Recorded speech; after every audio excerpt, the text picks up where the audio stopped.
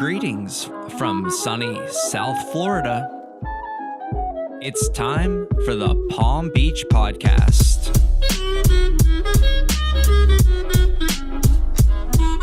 And the hosts of your show, sports chiropractor and athletic trainer, Dr. James Spencer. Photographer and art director, Mike Jones. Recorded live at the Media Zone Podcast Studio in Palm Beach County. Relax and enjoy the show.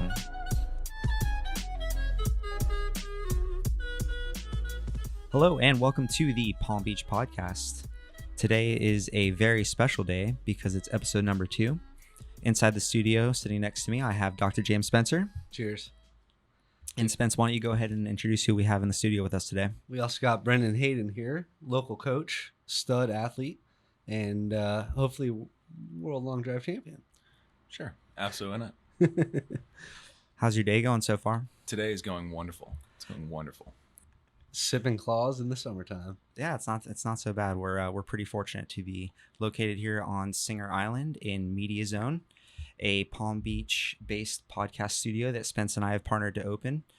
And we've had Brendan in here a few times, so he's kind of seen it growing and what it's turning into. What do you think? How are we doing so far? It is absolutely fantastic. To be totally honest, it's pretty cool progression you guys have put together here, and pretty professional operation. Every day I come back in, it gets better, and I'm like, I'm less and less qualified to be here. Perfect. So just to start it off, let the listeners know kind of your background, your story, how you ended up in Palm Beach, and kind of where you're at now. Okay, awesome. Yeah. So I am, like most Floridians, not from Florida. Grew up in the great state of Massachusetts, outside Boston, suburban Boston. Pretty stock Go childhood. Sox. Go Red Sox. Yeah. I've since moving to Florida, I've missed 12 championship parades. So, that's been tough on me. But Casual. 12, 13. I lose track. Yeah. So basically, pretty stock childhood. All that athletic. Played baseball, soccer, golf, basketball, a little bit of everything. But baseball kind of took hold and. Got the opportunity to, basically was deciding between Boston College and Stetson University. I went on my visit to Boston College, and it was snowing, and the team was working out in a bubble. And I remember being on my visit with a kid from Las Vegas, and we both kind of looked at each other like, no, I don't think this is really it. That between that and the fact that it was 20 minutes from my house, and, that was a little bit too much proximity for my parents. Sure. I went to my visit in Stetson, and it was 2001. Had a really good team that year. I think when I went on my visit, we were like 7th or 8th in the country, something like that. Beat Florida in front of like 3,000 people. I was like, this isn't so bad. That and the fact that during my visit, they walked me by the pool. And I think Stetson's not, I'm going to offend some Stetson people on it. It's not, it's not Arizona State. Let's put it that way. It's not, there are some very nice looking females that go there, but not to the extent of a bigger college. But they do a great job on your recruiting visit of making sure that, the best talent is out there. So as a young 18-year-old boy, that definitely took hold. So hey, they're recruiting, It was recruiting. It's called recruiting. This is marketing right here. It's called recruiting. I'm sure it was coincidental. What position did you play? At Stetson, mostly left out. Okay. No. 4 years? Yeah. I was a pitcher at Stetson, primarily relief pitcher. Awesome. And actually exclusively a relief pitcher, I guess you Could say. you hit too? Occasionally, but not particularly well. Yeah. Not well enough to hit at that level. But it was part of 3 regional teams, and you guys still had a stud team. Yeah, we had a lot of talent. Obviously, Corey Kluber was a couple years younger than me, and then we obviously had some more. Who's that? Corey Kluber, just fucking with you. Cy Young Award winner. Yeah, so it was, I enjoyed my experience there, and definitely the Florida lifestyle kind of took hold. I'd always been kind of big water, nature person, fishing person, boating person, but got more into surfing and surfing New Smyrna Beach, which is got a few shark experiences out there. I'm like, this is a great idea. This is brilliant. Shark attack. Yeah, shark out of the world. I'm like, first day out there, like, what are those? And they're like, oh, those are sharks. I'm like, cool. Yeah, so spent 4 years there, and like I said, obviously baseball didn't work out to the extent that it's still my job, but I definitely wouldn't give back the experience, and it was a cool place to learn. Met a lot of great people. Small school, which was good for me. Helped me a little more accountable. I think some of the bigger schools I definitely would not have made it. What'd you study there? I was an e-business technology major. I don't know what that means. Explain that. No one knows what it means. Basically, yeah, I was like went into school and I'm like, I kind of like computers and I kind of like business, and this looks interesting. Actually, one of my best friends, who ended up being my roommate there, was a year older than me. He was an e-business major and he was really smart. And in 2001, he explained to me that he's like, yeah, they're just like handing out like $100,000 a year when you get out of here doing this. I'm like, sweet, done. So I learned all kinds of weird programming languages that I don't know anything about anymore. I remember my senior project was building a fully functional e-commerce website, which took like half a semester, and now it takes 12 minutes. We got some consulting gigs on that. Yeah, exactly. Yeah, now I'm just like, you can just like, literally just go on and it's just done. Yep. So thanks, Amazon. So after that, got out of school, took a job in technology sales for about 3 months. I think I was doing it. I happened to be dating a girl who was younger than me at Stetson. So I was kind of hanging around Orlando, being young and stupid and thinking that I was in love. Maybe I was in love. I don't know. Who knows? Was it worth it? No, it's never worth it. So anyway, being young and idealistic and like, oh, this is going to be forever. We're going to work and all that. But quite quickly I realized that form of the sales and was not really for me. So I got involved in the golf industry. Did a program up in Orlando for about 16 months there. Basically got up to speed on being a golf professional. Of course, in the back of my mind, I thought I was going to be a professional golfer, not a golf professional. Also funny how brilliant. the show works. I know. Yeah, I'm just either way, those words. I don't know why golf is the one sport where people are like, yeah, if you just like practice, you can be like a professional. It's like really easy. It's actually the hardest sport in the entire world to play professionally, I think. Being that it seems on the outside like there's you see different shaped guys in the PGA Tour, different age guys in the PGA Tour, tall, fat, skinny, short, old, young, and whereas it's quite obvious that I'm not, you're not going to be a middle linebacker if you're not 6'3", 260, and run a 4.2. But like, you look at some of the guys in the PGA Tour, some of the guys Spence and I know, and think, okay, like that guy just looks like a normal dude. Mm-hmm. The reality is like, there's basically 175, 200 jobs out there for guys that are going to play 25-year careers. So I know we got on a little golf tangent here, but anyway, that's my little walkway on professional golf. Is if you think you can be a professional golfer, you probably can't. But so you're up in Orlando at this point, getting experience. Yes. Getting experience and kind of honestly treading water. Well, the girl I was dating, I can't believe I'm admitting this on a podcast. The girl is damn White Claws. We can edit. It's damn White Claws. Yeah, post-production team. Damn White Claws will get you every time. No laws when drinking claws. 60% of the time. Every time. So I basically, I was kind of treading water and figuring out what I wanted to do and got done with that program up there. At the same time, the girl I was dating who happened to be from North Palm Beach. And I, was kind of familiar with the area already. And so it kind of worked out where I got offered a job as an assistant professional at Old Marsh Golf Club down here. Very nice, high-end private facility. Awesome. And I was like, okay, cool. So I'm going to go down that path and kind of see how it goes. So, so moved down to the area in 2000, maybe early 2007, something like that. Mid 2007, I think. So got on that path and got involved in the golf industry. And I think, that was probably one of the most, and obviously anyone listening right now has no idea what I do probably for a living or anything like that. But that was probably one of the most important things a lot of the really important things I learned was when I was in the golf industry as far as customer service and, how to handle high expectations and just to, my boss at Old Marsh, who is just, he's one of the best as far as just making sure things get done, and just being like super attentive and hyper aware, and just going above and beyond for everybody all the time. So it's a lot about the experience, not just. Exactly. Yeah, I think yes. How old were you at this time? I was 20. Let's see, I was born in 1983, so 24, 25, something like that. So you're at this point, you're just observing a lot of shit. Yes. Yeah. At this point, it's still kind of a whirlwind, because you have that like identity where you're like, up until 22, I was like, okay, I'm a baseball player. And then Transition. yeah, you kind of lose that identity. Well, I mean, the funny thing about baseball too, for anyone that's familiar for it, is like baseball is probably makes you like the most sarcastic asshole of any sport. I think because there's so much downtime. It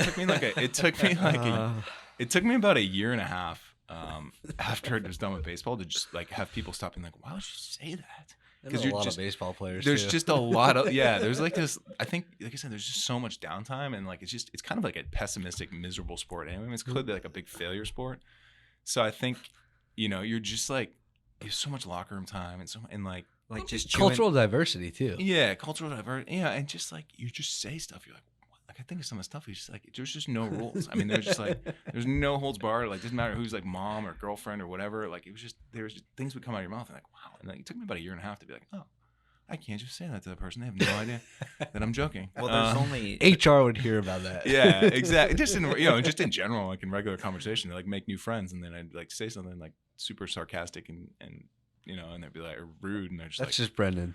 Yeah. And there's only so many sunflower seeds you can chew. Exactly. Exactly. And everybody in the baseball field thinks they should be playing, and it's very much like a negative, pessimistic sport. But I love it. Interesting observation. Yeah, it definitely, and as you know, you've been around a lot of baseball guys. It's that's kind of how it is. I think it makes you funnier, like definitely, because you dry sense of humor, bro. Yeah, you end up being like funny and just like you have Thick to be kind of observational. You get super quirky. Yeah. It's just a sport that does that to you. Anyway, yeah. So at that point, like I said, I think that working in that, I really think it should be mandatory for anyone. Like in general, I think a lot of things should be mandatory for like as far as development of functional human beings that are going to be successful in their careers. But I think some element of working in a service-oriented industry and just learning to kind of think ahead and like manage people's expectations and handle things that can come up, it should really be mandatory for a lot of people. Because I think that skill is just something that's severely lacking with a lot of people I see now. It's just the ability to not just follow the rules and go step by step, but just like, that ability to say, okay, like so-and-so's coming, this is happening. Just the ability to shift gears, not multitask, but just like to manage multiple things and just make sure people are happy. Like, I think that's, the biggest element of like any business is just like, just make people like you, like not in a fake way, but just be like, but yeah, I kind of like in a fake way. Cause it's just like, I think right now, like there's just so much just like, well, that's just, I am what I am attitude I see out there. And I'm like, yeah, but you're an asshole. Nobody likes that. Well, you're 100% right. I think it's kind of like the Brett Bartholomew type of deal. Like, what's the relatability between us? Exactly. Is it whether you've grown up in a certain area, whether you have a certain agreement on things, whether you may play the same musical instrument, right? And finding that common ground will grab that person's attention and buy them trust. Mm-hmm. And I think that's something that service industry that you learn, whether it's a very good business person that you've learned that from, or even learning how to effectively communicate with them. Exactly. And to tell my story, like, I mean, I worked at the yacht club growing up, and high-end successful people that went there, like if you couldn't effectively communicate, you'd be looked down upon. Not in a negative light, just you weren't keeping up with them. And so whether it was being extra polite, holding the door for a woman, or whatever it might be, that might be beneficial for you in the long run. And that was something that I learned in the service industry from there is how can you communicate with that person, whether it was they were a CIA agent or they owned a steel mill, right? Mm-hmm. And being able to have that relatability was huge for me. Absolutely. And I can agree as well, because growing up in a restaurant family, I feel like everyone should wait tables at one point in their life. Yeah. it just you know, it just I think Which I think all three of us probably have, right? Oh, yeah, and I think and the one more relatable thing too, which I mean I tell this to my staff now, which obviously we'll get to kind of what I do now a little bit down the line, but the one thing I learned at Old Marsh that I distinctly remember, my boss there is just kind of like, look, I mean, it is a service industry, right? Like people are paying. Like I think the pendulum has kind of swung, like I said, where I think, and I don't know if it's social media or cell phones or just like the lines are just very blurry between like when you're working and like when you're on your personal time. And I think I see the attitude a lot now of like, this is affecting me personally. Like I just want to be the way I feel versus like, okay, let's just draw the scene. So it's the end of the day on like a Tuesday and you're the last person working at the golf club and you're closing, and this could be a restaurant, this could be definitely relatable in the restaurant industry, a store, whatever. Like a guy shows up at like, say you close at 6, guy shows up at like 5:45 and wants to hit golf balls, like, and this is the old Greg Rose thing too, like you just have to be like, you have to treat him like he's, you know, like you should treat him like you can't like be like, no, we're close. You know, like, look, the guy, like, you get to put yourself in his shoes. Like, the guy's basically saying, like, you know, the guy spends, I mean, at Old Marsh, I don't even know how, it's a lot of money, let's put it that way, to be a member. You know, and it's like, the guy probably worked all day, and, you know, all the guy wants to do is go hit golf balls, and you're like, from their perspective, like, that idea of just like, okay, I'll get your clubs or whatever. You're just like, you can't do that versus like the opportunity, looking at the opportunity of like, if I do like an awesome job with this guy right now, like we're gonna have a bond because this guy gets it. Like successful people, like I look for that, not to put myself in the successful ranks, but just say like, but you are, but being, you know, being a business owner, like I look for that, and I'm like that, you know, and definitely in the restaurant industry for sure too. Like just like you always think of like, you know, I'm the last person in the bar, been the last person in the bar a few times. Don't judge. Damn, I'm just like, this is right, my soul's coming out.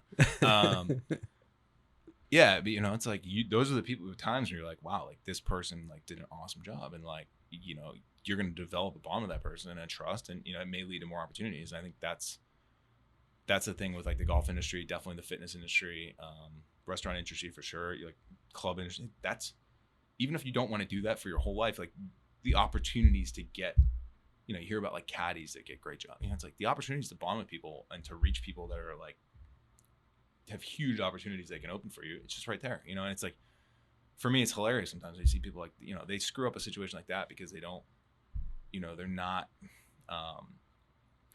you know, they're not, you know, they're just like, yeah, I want to go home and watch Game of Thrones, and like, just my girlfriend's gonna be mad at me because I have to be home at 6:15, whatever. And you're just like, look, like this is your shot. Like this is what people can, you know. And then the same person's complaining when they're like, yeah, like, nobody wants to hire me. It's just bad economy. Like, no, like you had your shot. Like the guy's right in front of you, you know, like learn, pick his brain. Like, and what do you think about like introverts and extroverts in this situation? Because I know probably the three of us sitting at this table are pretty extroverted, but you know, there's some people that just, yeah, like honestly, like I'm totally not. Like I'm very naturally introverted. I just like, and again, like I hate the idea of people like, I don't want to be fake. I want to be myself. Like get rid of this like identity concept, right? Because like I think it holds so many people back because there's this like, I'm just not like I wrote an Instagram post and I'm just like, again, I'm not like a morning person, or like I'm not a gym person, whatever. Like nobody's, it's not part of your DNA. Like, it's not in, sometimes, I mean, they've been mapping, I think they mapped the whole,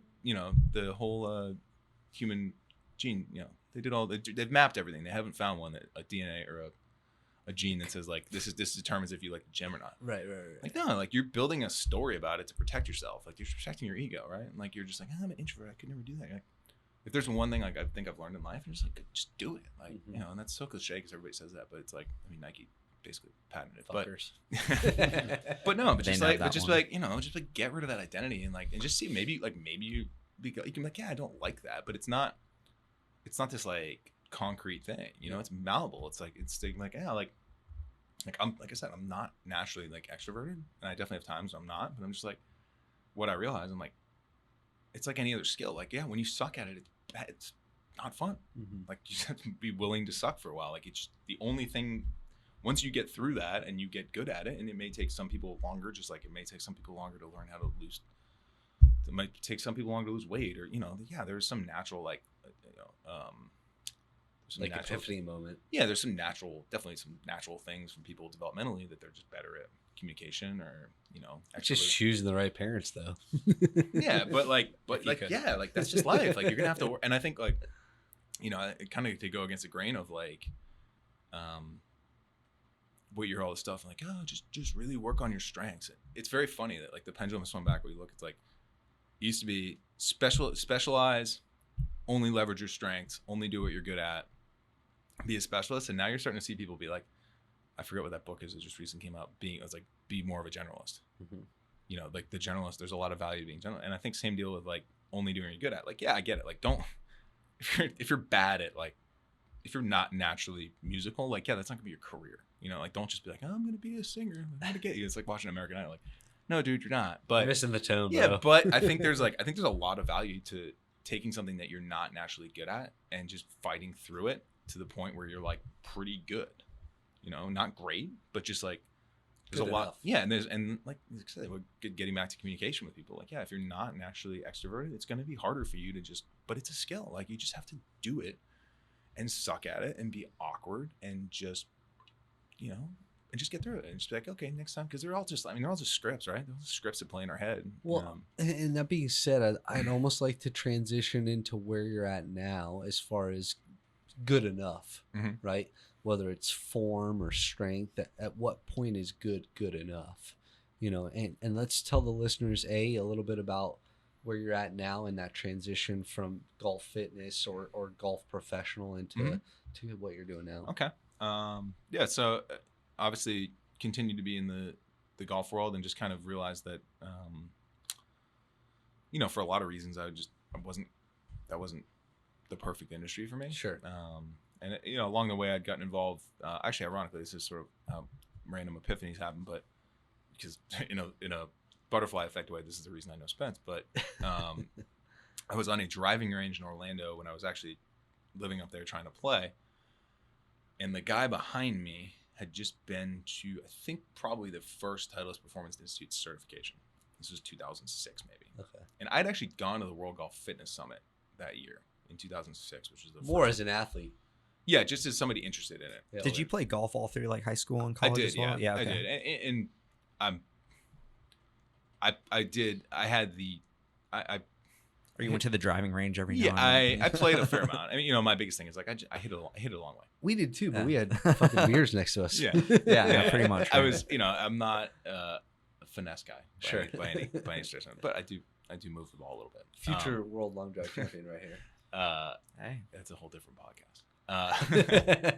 So, anyway, long story short, I heard this guy behind me, the driving range, talking about, and again, getting back to like just asking questions and just going for it, like, dude, I'm pretty sure I heard about this. Like, tell me a little more. So that guy, and this is how things kind of cross later in life, got to know him pretty well. A gentleman named Jamal Gibson, who was, Jamal? Yep. Yeah, cool. Awesome dude. Early involved in Titleist Performance Institute. We stayed in touch. So I kind of always been sort of interfacing with them. And then while I was still a golf professional, I did my certified strength and conditioning specialist with the NSCA.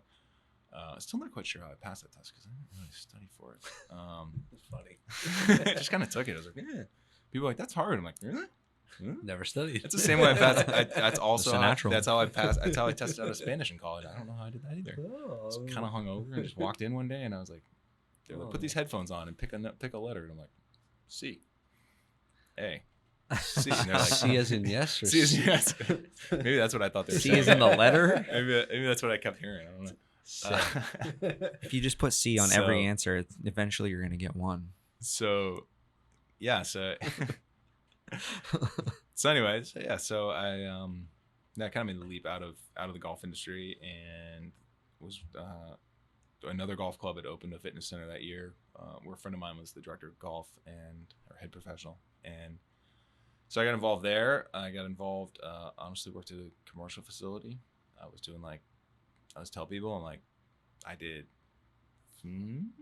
24 to 28 30-minute sessions a day, 4 to 5 days a week for 8 months for $12 something like that. So, and I just realized like I needed experience. So I always kind of laugh when people are like, you know, I recognize that I needed a microwave experience. Yeah. So whereas I hadn't been in the industry forever, at this point, I've only been in the industry for like 12, since 2009. Okay, so like 10, 11 years. But yeah. I've probably done exponentially more coaching and training than most. And business development. Exactly. Yeah. So anyway, kind of transitioned in there. I was working in a chiropractor's office as well. So I was kind of doing a lot of different things in the training world, soaking up as much education as I could.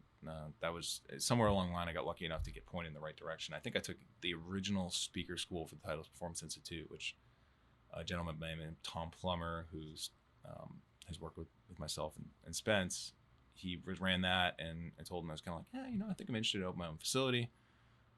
Met a guy who ended up being my partner, who I met at we both worked at the commercial gym, and we were basically like, we saw this stuff going on all over the country in the semi-private, small group, functional training world that I've been exposed to before we Perform Better.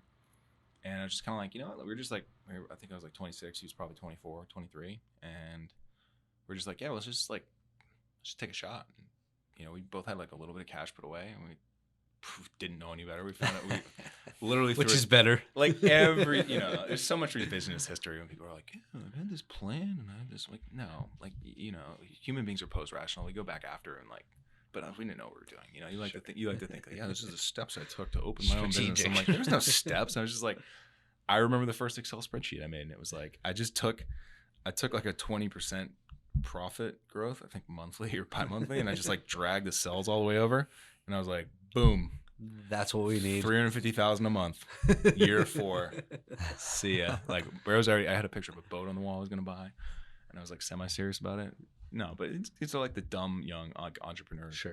And I'm sure you can relate to some of that stuff too. But like, you just sort of think, it's just gonna work, and people are gonna walk in, and we found an old again. And some of this stuff is,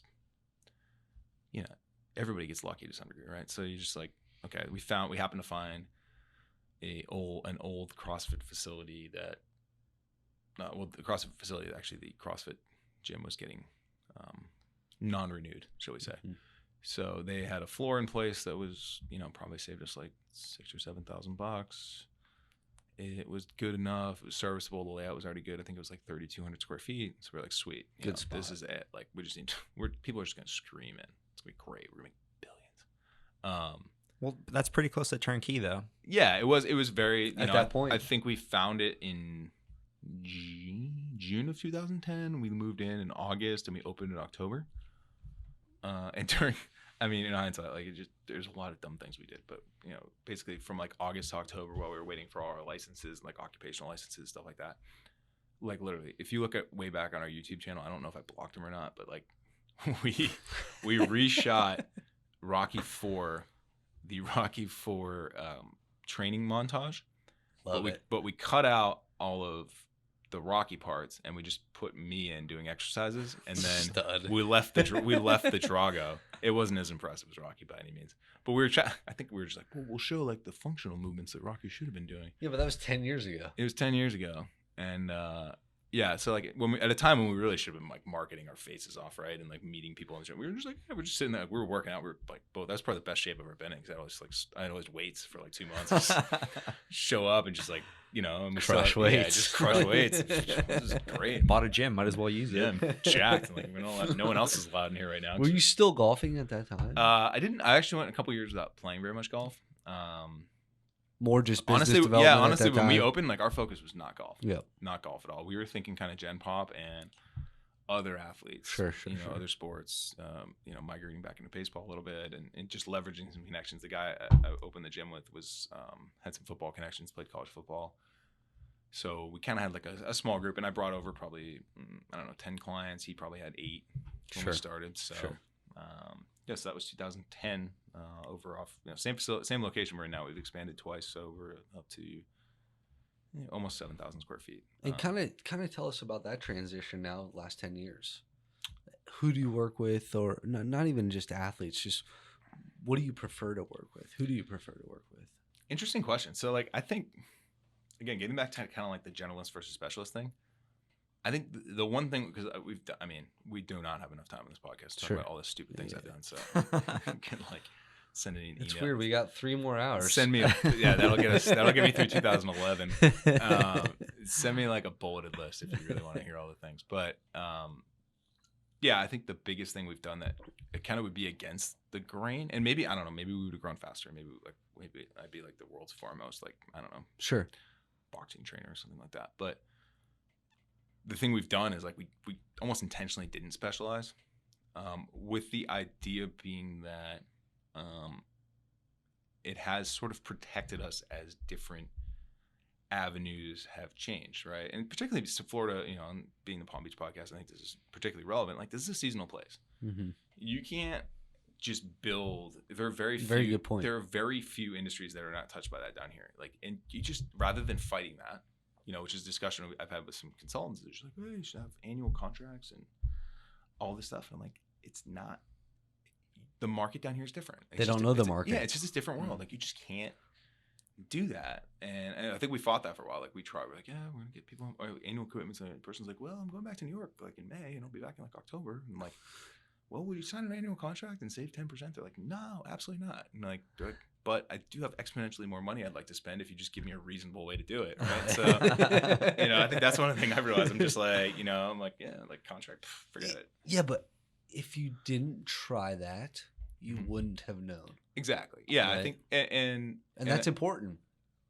That's important information right there. And I think that is also, like I said, we don't have a specific demo. I mean, in the summer, we definitely skew like a little more towards athletes and high school kids and local people, obviously. And then in the winter, we've got a large contingent of seasonal snowbird 55 to 75-year-olds.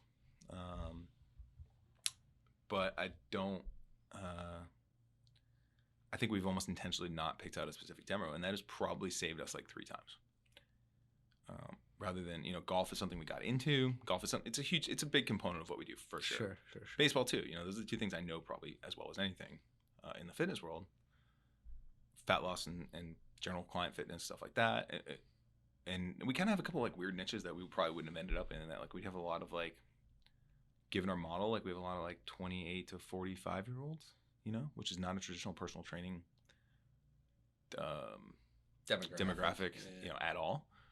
But, I think the fact that we've sort of had a few different directions we can move in has really saved us because, this area has changed a lot since 2010. When we opened, we were, and I, Spence, and I had like this conversation before. I'm like, I think people look at it as like, oh, you guys were the only game in town at that point. Like, cause there was Gold's Gym and there were a couple CrossFits, but there was no like functional training, whatever that means, but we were kind of that. And I think the harder thing then was like, trying to convince people that like what we're doing made sense, right? Because we're like, no, like it's like fixed machines. What are you guys doing over here? It's like, 2019 and they're still trying to figure it out. Yeah, exactly. So it's like, yeah, me too.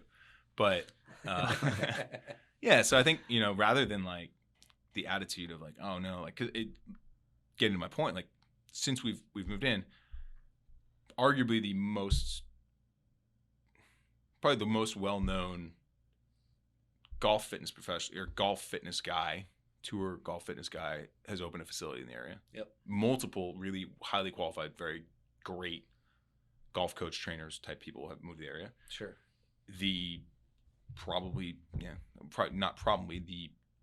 best and most well-known baseball fitness trainer has moved to the area and opened a facility.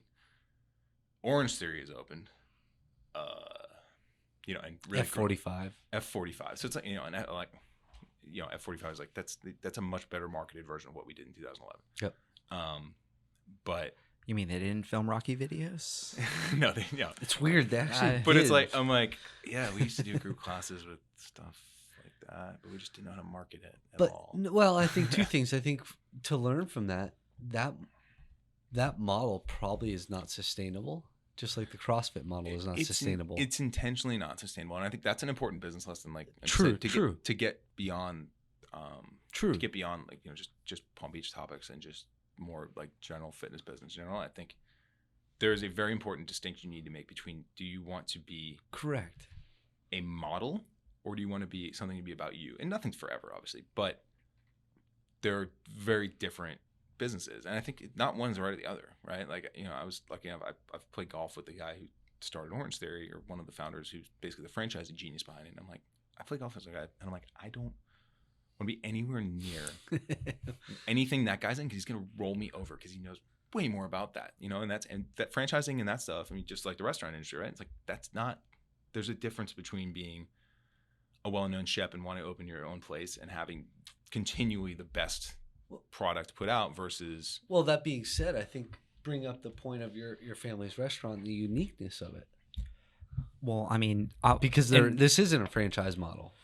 Some things aren't, and like really, like the life force of a business is the team and the people, right? Mm-hmm. And in a service world, and so like it's gonna be hard for you to put your stamp in another location where you're not there every day, and you don't know these people for 5, 10, 15 years. So it is a lot different. My grandparents and family are like, is somebody else's 75% good enough? And that's the question that only you can answer. Exactly. Yeah, and there's nothing, like I said, I think sometimes people are like, oh, it's not scalable, and there's all these business buzzwords, and I'm like, but if some things aren't scalable, and like, do you want to be? You see the same thing in golf. Like I have this conversation with guys, and you've seen this in professional golf. Guys that are like short hitters, but world-class putters and world-class wedge players, try to become longer, and they at averages out the things they're really strong at, and they just become average at everything, and they can't keep on the tour. And you're like, you need to be the opposite of what I said earlier. You need to be like, what are you good at? Like I'm not scalable. Like our facility is not scalable, right? And it's like, so there's other ways, especially like the beauty of the Instagram and the internet and all that stuff now is like, there's a million other directions you can, if your goal is just like to create revenue, cool. Like that's fine. Right. That's a big deal. And like, but there's a million other ways you can leverage that now, like through education and seminars. And you don't have to be like, oh, I need to build this franchise model so I can build it. Cause like, honestly, it's hard enough, it's hard for me to sleep well, but it's hard enough for me to sleep at night worrying about one lease, or one location or one staff. The idea of being like, okay, we have to do that again, like again, and try to replicate it. And now my time is split between these 2 facilities or 3 facilities. No chance. It's not gonna be the same, And I'm like, and then all of a sudden I'm in somebody else's game, right? Now I'm in the Orange Theory F45 game, or CrossFit or whoever, like, and they're better at that stuff, but they're not better at what we do, which is just basically bringing a level of customization to a small group, semi-private environment and coaching, right? Because like really the thing when it boils down to now is like all I really care about is coaching. And coaching is distinctly different than instructing, in that instructing is telling somebody to do, which is definitely part of our job, right? And like same thing with you, Spence. Like, okay, if that's not a squat, right? Like sure. that's you're not squatting right. Like that's instructing, right? Like I'm telling you what to do. And I think people always come to us and they're like, well, what? Just tell me what to do, I'll do it. It's not that cut and dry. Yeah, and that's not how it works. It never works, right? There's no lack of information. Like if there was, if lack of information was a problem, we'd all be billionaires with perfect apps, right? Because there's so much information out there. But again, that's going back to what you said earlier about addressing the root cause. Yeah. Most people aren't willing to address it. They'll dance around it. They'll do every diet or every fad or every trend that they know, as opposed to just going, fuck, probably shouldn't eat late night. Yeah, and it's the ability to not. The best thing I learned this from Mark Fisher, who's owns a facility in New York, and people might go to his website and look at it and be like, this is weird, because it's weird. Good. But Mark, underneath Mark's weirdness, which he's not, it's if you've ever been to Hell's Kitchen, like it's very regional. It's weird. It's very regional. Just like our businesses are very regional in South Florida. Sure. Mark's gym would not work in, Columbus, Ohio or something like that. But underneath them is some brilliant systems and some brilliant skills. And I think that coaching skill of being able to be like, okay, when we're on the gym floor, I'm your instructor, right? Like I'm telling you, like, that's not how you squat. We need to work on this, all that. But like when we're actually having conversations that matter and like setting goals and all that other stuff, like I don't have an agenda. If you come down and sit with me, because I think sometimes like people either think we have an agenda or like they might be like, hey, like they sit down across from me and they're 20 pounds overweight and they've never been in a gym or they've been in a gym a while and they're like, oh, this guy's in shape and like he probably wants me to be like jacked. So I'm just gonna tell him like, I want to be like, I want like a 6-pack and I want to be like skinny and I want to be like that. Maybe that's not like their real agenda, right? So like now like we have a communication problem because I'm like, yeah, like they're like, yeah, just tell me what to do and I just want to be skinny and jacked and whatever. And then okay, like I designed their program for that, or we start working towards that, and like that's not really what they wanted, right? So we already have a communication problem, and they just think my agenda is, you know, or maybe I show up in the agenda is like I want everyone in my gym to deadlift 600 pounds, Right. and you're gonna, you know, that's my agenda, and like in the back of my head, even though you're talking, I'm just like, how can I steer them towards the 600-pound deadlift, or you know, having a sweet glute, or like having huge deltoids, or like whatever, you know, I'm like, how do I get, or I just like, hey, like I really want everyone in my gym to look good with their shirt off so we can do like some sick social media, and like everybody just sees it and like it'll be cool, you know. Well, I hate to cut you off, but I believe it was you and I at Mark Fisher's talk. Mhm. No, correct, at the Perform This Better is where- Summit? yeah. Yeah. So this is something, just to give a little background information to these guys. So Mark Fisher's place is in New York City, and former actor, like he embraces the weird, like unicorns is his thing, right? So I remember Mark's giving his talk, and what his big like breakaway or takeaway from this whole thing was just ask open-ended questions, have conversation. And Exactly. I remember for 3 minutes it was me and Brendan looking at each other asking open-ended questions, and it got very weird when you got nothing to talk about, right? Exactly. But I learned something from that. And that being said, I actually sent Mark a pair of bearded kettlebell unicorn socks, thanking him, because that actual kind of talk changed my actual business. Yeah. Like tenfold. And why do you want to come back? Exactly. Why are you here? Exactly. Like these asking these open-ended questions allow me to Exactly. learn more about the client, Yeah. which actually helped me form my business better. And Yeah. now I just, as paying it forward, I thanked him for that. And I was like, this is something that, you know, future people need to learn. It's huge. And I think just honestly, if communication. you want to be in this industry, and I've told all my staff since then, I'm like, this is the only defensible skill. Like technology's coming, and yeah, you need to embrace that for sure. Like, you know, we could always talk about ways we're embracing technology and things like that. There's less and less defensible skills, right? And like I said, like I can't out market and out franchise Orange Theory F45. Too much leverage, too many skills. Yeah. I can't. Like I said, I can't out tech certain things. Mhm. You know, all these new, you know, Apple Watch and all that. Like I can't. They're going to be able to do some things I can't. The ability to coach and connect with people is always probably the only defensible skill you have in this industry, or any industry, right? You know, because like you're not going to beat me on that. Yep. Like you can't create a system for that. You can't, well, you kind of can, but you can't teach those skills, right? Like to anybody. No, it's like you can develop really good technique coaches. That's not that hard. Mm-hmm. You know, like there's a million really brilliant technique people out there that can coach a squat, coach a deadlift, coach an Olympic lift, probably better than I can. But until you get that person to buy in, and you really understand each other on a deep level, and you've talked about how you're going to hold them accountable Mm-hmm.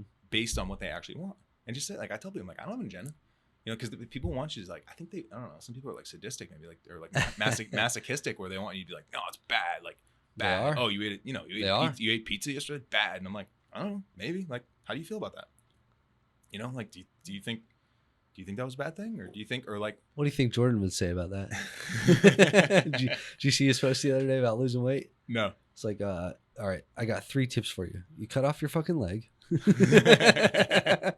You know, it just goes down this list of things where he's Yeah. like, let me tell you about caloric deficit. Yeah. You know, and this is the reality. Is like, let's make it comical, but let's actually educate people. Like, Yeah. dude, this is the way to lose weight. And that's why I like a lot of his posts. And just like, you know, like, okay, like, how am I going to hold you accountable to what you decided you actually want to do? Sure. So I need to ask questions that, like, just open up that conversation and get a little deeper with people, and just be like, okay, like, tell me more about that. Like, tell me why you think, you know, you're not in great shape. Sure. Or tell me why you think you need to be in better shape. Like, Sure. if someone's coming and says, like, I just need to be in better shape. Like, okay, tell me a little more about that. And I think they're expecting me to be like, yeah, you do need to be in better shape. Cause, like, Exactly. because you know, and like, no, like, I don't know, maybe you do, maybe you don't. Like, it's totally depends on, like, are you happy? Like, because that's, at the end of the day, like, we're in the business of making people healthy, but not in the sake of, like, their sanity, right? Like, I don't want to be one more stressor on top of people's thing. Like, I want to be a way to help them figure out what they want. Because at the end of the day, like if you're happy, you know, yeah, health is a whole different deal, and we have to help with that for sure. But, like, you know, we're not psychologists, but until you can align those two things and really get them, you know, streamlined with being a technique instructor and then also a coach, you can't, you're going to miss so many people. Like, yeah, you're going to nail like a lot of the athletes because they're just like, they're that way, right? Mhm. If somebody comes to you for a specific problem, like if I'm the only person in the world that can teach a discus toss, like Dan John talks about that, like the only, those really like high end unique skills. If I'm the only person that can take you from a 10-2 100-meter dash to a 9.95, Right.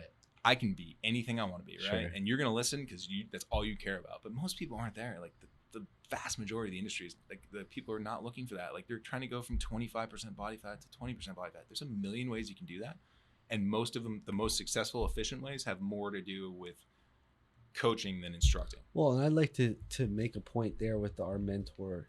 Gary Vee was saying this morning. He's like, I don't want you to do what I do. I want you to be happy making $100,000 a year doing your job, like what you enjoy doing. He's like, I hustle so hard. Don't matter what that, like whatever makes you happy. If you want to lose 5 pounds, well, shit, we're here to help. Go ahead. Well, I was going to say, like, he's, a lot of people put him on a pedestal. Like we talk about him a lot and he's an inspirational figure, but at the end of the day, are we going to be a Best Times New York Times bestseller and speaking at these seminars? Like you can't compare yourself to somebody.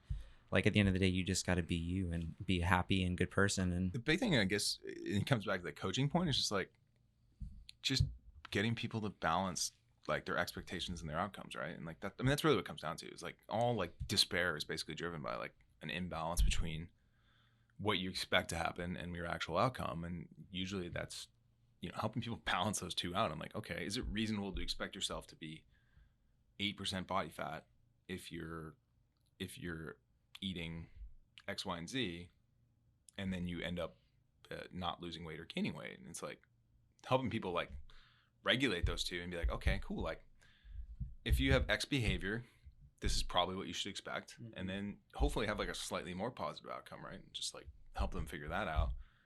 So I think one of the things, Palm Beach County, it's like, look, it's a super active place. And one of the things I deal with, our client base, like I said, we have kind of a few different avatars, but one of ours is definitely your active retired person or semi-retired person who likes to play golf, wants to stay in shape, but also wants to be social. And like, look, realistically, like they're going to eat out a lot. Like that's one of the perks. Like people worked hard, retired, like they don't want to be carrying around Tupperware, like, and eating 8 ounces of chicken, weighing their food. Like they want to be social. And it's just like, it's a challenge.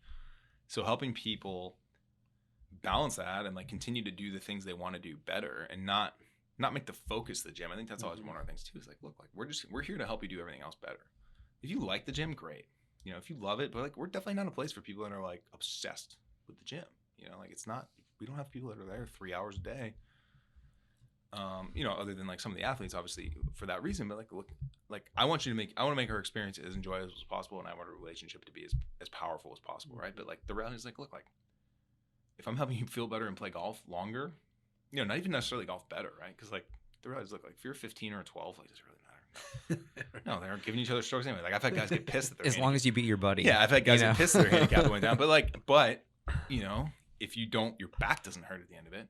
Cheers. And you can play more days and you feel better and your energy level's better. Like, hell yeah, right? Like I spend less money joining this private golf club. Now I can play 3 times a week instead of once a week.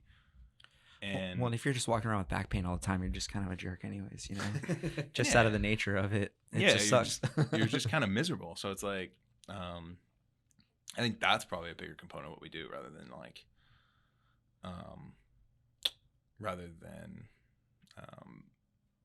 just being like, your life should be about the gym, your life should be about all this other stuff. And like, and like occasionally people are like, hey, if you, again, just helping them kind of baseline, like, what do you expect?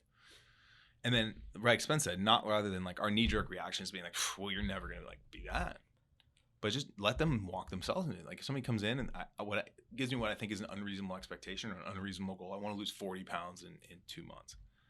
And you're already like not massively overweight, right? Or I'm 45 and I want to be 10% body fat. I'm 20% body fat. I'm like, rather than our knee-jerk reaction, which is like, like you're not committed enough to do that, whatever. Like everybody in the fitness business has been that guy before.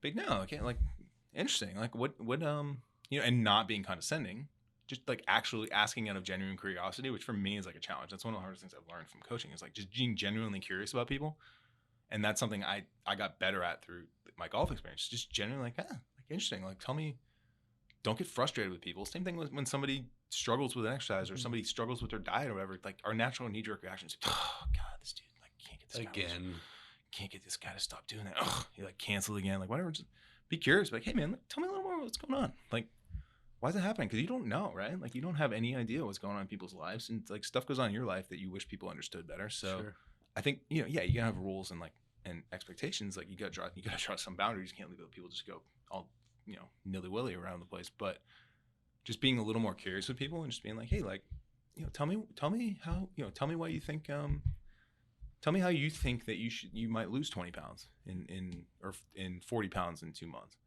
and like, they're going to talk themselves and be like, yeah, I guess it's a little crazy. And be like, okay, well, no, not necessarily, but like, yeah, I think I think we might be a little more realistic.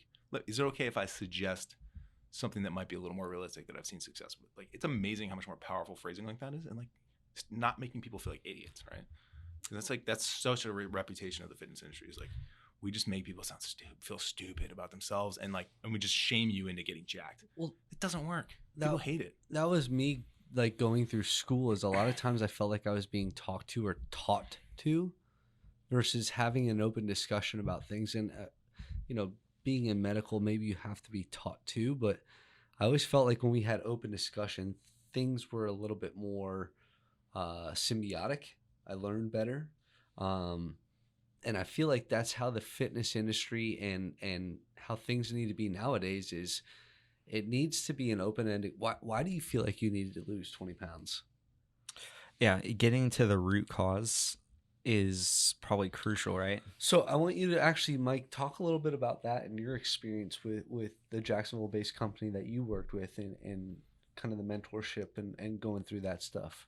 Because I think that's important, is getting to the root cause is you're going to be more successful if you just address that versus kind of dancing around it.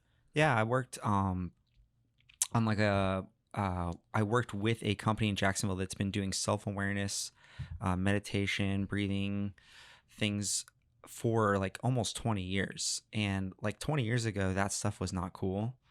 And, just in talking to the owners of that business, being the person that's breaking out to do a meditation 20 years ago was like frowned upon, because you look like the crazy person, or that like just admitting that you like needed some time or you're trying to get better was like weakness, competitive, Yeah. It's like, especially in the corporate world, they work with like Fortune, whatever companies for a long time. And it's really interesting working with them. And it's, I see it in every business. As a photographer and a designer, a lot of people tell me to like make something look cool or look pretty. And I'm like, why do you want it to look pretty? Why do you want it to look cool? Because that gives me a lot, And so what I learned working with that company is if you ask why 4 to 5 times, you usually get like right around to that root cause. 5 whys, yeah. And it's just powerful. I'm sure, people are very self-conscious as it is. So it's like different from business, but it's probably more extreme when you work with people with their own image. They're very protective of who they want to be seen or portrayed or thought of as. Well, and I think that's important being here in Palm Beach. It's almost a sign of credibility or social proof, whether it's I'm wearing this designer outfit or being in this car. Yeah. Which is cool. Like, that's, I think that's, everybody's got their own thing, right? Like, I think that's one thing I've learned, I guess, from everything. It's just having the approach. It's just like, okay, like, this person's a client. Like, they're not like one thing, right? Because it's like, it's funny. Like, it's like, you hear people say like, oh, you shouldn't use labels and all that. But then like, those are also sometimes the same people that are labeling people that they think are using labels. Correct. It's kind of like, look, like, you can't have it both ways, right? Like, you can't be like, oh, well, that, you can't be like, well, that's shallow. Like, you shouldn't be, like, okay, I'm not here to judge people on like, oh, you shouldn't be, worried about how they look, or like, I'm like, that's kind of the same thing. Like, you're sort of judging the non-judgment, right? So it's like, okay, cool. Like, hey, if your thing is like, I'm not here to say like, if you tell me, like, same thing with goals. I'm like, people might be afraid to say like, hey, like, I'd really like, I want to do this photo shoot for myself, right? Or like, oh, cool. Like if that helps me feel better, and like I'm totally happy. That's as credible a goal as like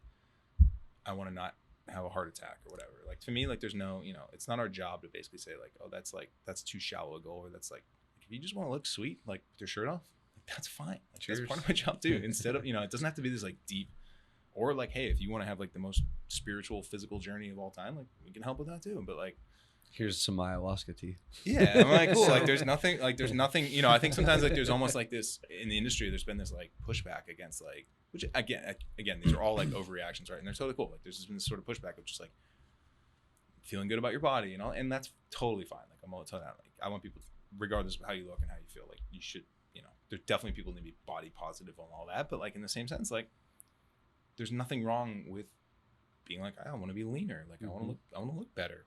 Like that's not, there's almost been like this sort of overreaction to that where it's like, oh, that you shouldn't be the same thing I was talking about before. Like, oh, you just kind of are who you are. And you're like, no, like there's nothing wrong with trying to get better or like make yourself, whether it's physical, mental, spiritual, whatever, like those are all credible things. And like, you're an organic growing, trying to be the best version. Yeah, you're an yourself. organic growing thing. And like, there's nothing wrong, it's like, you don't have to be this like fixed mindset, fixed body set, fixed whatever. Like you'll just do stuff. So for the people that are listening and watching online and they want to know a little bit more about Coastal Performance and about Brendan. I don't think I actually said the name of the gym at this point. What it's called Coastal Performance, if you're wondering. I just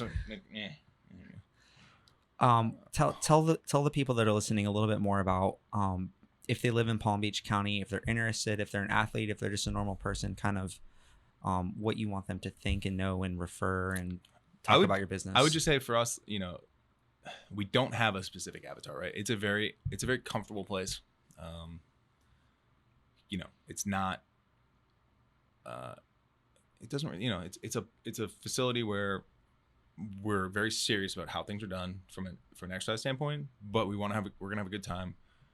And we're trying to build somewhat of a deeper relationship, not in like a foo-foo way. And again, if you don't want to have a deep relationship, like if you just want to come in like, hey, just tell me some workouts and like we don't have to have any conversations about it. Like if that makes you happy, cool. Like cool. We're both on board, So our big thing is basically just, but the thing we've really been stressing lately is like there's 168 hours in the week. Well, actually, we literally just launched a new program called the 168 program, which is for people that just want like a little more stuff because like people need, technology is allowing us to help manage more areas of people's life. Like this Whoop strap I'm wearing. This is telling me all the data about myself, how I sleep, all that. Like we've started working with some clients that wear that. Because look, if you only give me 3 hours a week and there's 168 hours in the week, it's really hard for me to affect a whole lot of change, right? I mean, like someone in Spence's position, that can be really powerful because like from a pain management or rehab standpoint, 3 hours can make a big deal, right? Sure. But from I also wear the Whoop. Yeah, but but like all these other factors, technology is now allowing us to sort of play into that, and that's something we're really trying to leverage. And like I was telling him, like, look, getting people out of the mindset of like, okay, I'm buying 10 workout sessions, and I'm going to get watched for 10 hours, and that's going to be it. And maybe I'll like it, and maybe I won't. Like, no, like if I could give you the same result in 1 session or 10 sessions or 100 sessions, you'd probably be willing to pay the same thing, right? So it's not so much about time. It's just being like, okay, like let's come together with a plan on how we're going to manage everything. We're going to help through technology and through communication, and just say, okay, like, yeah, if you can't come to the gym and get your workout that day, like that's not the end of the world. Like I can give you things to do at home. Yeah, obviously we're going to drive guidelines. So don't call me at 3 a.m. Unless my clients do. Right. I'm not going to respond at 3 a.m. Like we're going to set boundaries. But like, hey, like just we're there for you as a resource, and we're there for you to work your plan 168 hours a week, not just 3 hours a week. Because it's just basically people need guidance. Like they don't, you can find any workout on the internet. Like it's there. It's like, but it's just. Well, they're probably there for you and your team, and I'm sure the gear that you have. Yeah, some of that stuff too. There's a lot of choice here. Yeah, there's a lot of choice and a lot of options. And I'd say what makes us a little bit unique, other than look, we definitely have a reputation for being fairly sharp technically, and I think some of our client base, the fact that there are guys and girls that make their living with their bodies, they have to come to trust us, and we've built a fairly good reputation over the years with that. Between Major League Baseball, NBA, professional golf, soccer, football, 1 or 2 in the NFL. So it's kind of varied all over, sports all over. But,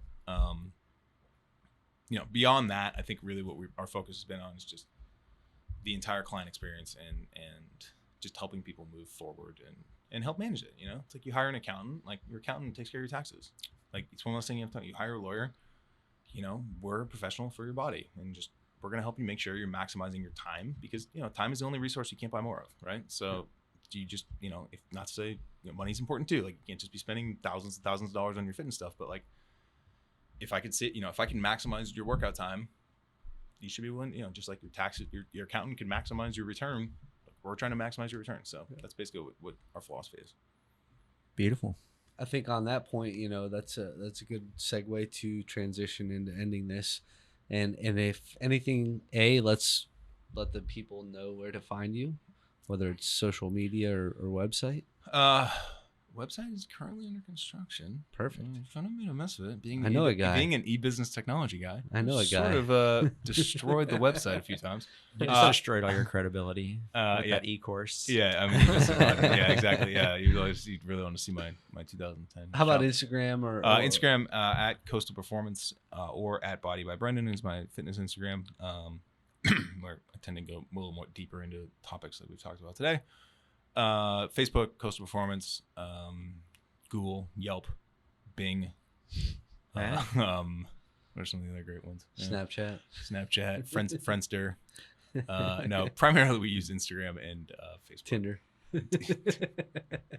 That's a different. Well, story. it's been awesome having you in here. I really admire the way that you talk about how you run your business. I think that anyone that just listened to that whole podcast, will think deserves a White Claw. Well, yeah, unless you were lying the whole time, they would think very favorably about how you treat people. It's not, it's the people at the end of the day, right? Well, and that's the message Mike and I are trying to really send here on the Palm Beach podcast is help others just locally in Palm Beach County, but to help the businesses as well, spread the word as far as authentic, genuine people like yourself. And, with our working relationship, I think this is a unique place that not only can fitness work with medical and medical work with fitness, but just really creating something authentic for the individual is unique, and that's something y'all do well. Awesome. Thank you guys. This has been a pleasure in the Media Zone studios. Cheers. Beautiful. Episode number 2 of the Palm Beach podcast. Media Zone wrapped up, boys. Thanks, boys. Cheers. Cheers.